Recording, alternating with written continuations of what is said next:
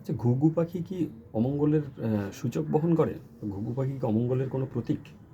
তার কারণ হচ্ছে যে একটা প্রভাব বাংলাতে প্রচলিত আছে যে বাস্তে ঘুঘু চড়িয়ে দেবো। এই প্রভাব থেকে সম্ভবত যে ঘুঘু পাখিকে আমরা অমঙ্গলের একটা প্রতীক বলে মনে করি।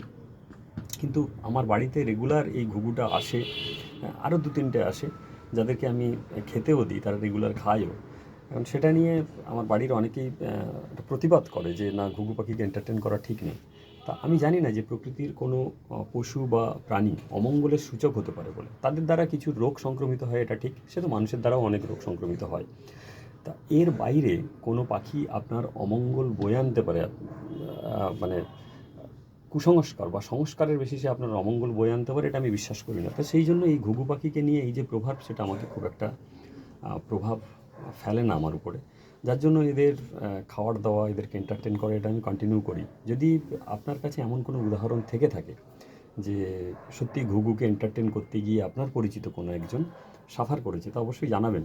তাহলে পরবর্তী সিদ্ধান্ত আমাকে নিতে হবে যে সত্যি এদেরকে এন্টারটেন করা উচিত কি নয়। তবে আমি মনে করি যে প্রকৃতির কোনো পাখি বা প্রাণী আপনার মঙ্গল বা অমঙ্গল এই এসে করতে পারে না, এক্সেপ্ট এই যে কিছু রোগ সংক্রমণ ছাড়া।